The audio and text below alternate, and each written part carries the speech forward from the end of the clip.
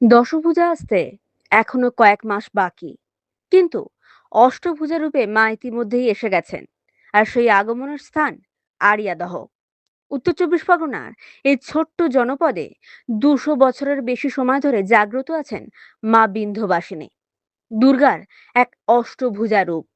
যিনি শুধু দেবী নন, তিনি এক ইতিহাস, এক বিশ্বাস। পুরাণে বলে, যখন কৃষ্ণ জন্ম নেন, তখন এক কন্যা শিশুকে কংসের সামনে রাখা হয়। কংস তাকে হত্যা করতে গেলে সে আকাশে উঠে বলে, তোমার মৃত্যুর কারণ জন্ম নিয়ে ফেলেছে।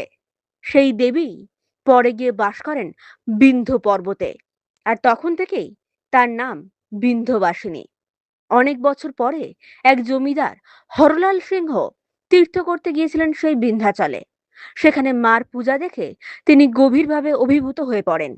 ফিরে এসে তিনি ঠিক করেন, এই পুজোকে তিনি নিয়ে আসবেন বাংলায়, আর প্রতিষ্ঠা করেন আরিয়াদহে মা বিন্ধ্যবাসিনীর পুজো। সেই থেকেই আজও একই ভক্তি, একই ঐতিহ্য।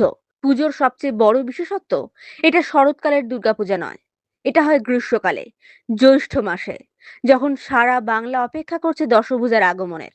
ঠিক তখনই অষ্টভুজা রূপে মা এখানে আগমন করেন। এই পূজার সঙ্গে জড়িয়ে আছে এক বিশেষ মেলা।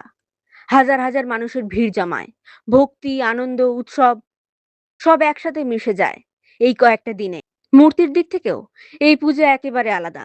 বাম পাশে থাকেন শিব ও কংস, ডান পাশে থাকে কৃষ্ণ ও গরুর।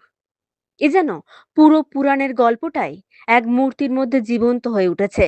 আজও আরিয়াদয়ের এই পূজা শুধু একটা উৎসব নয়, এটা এক অনুভূতি, এক বিশ্বাস, যেখানে মা সময়ের আগেই এসে জানান দেন, আমি আছি।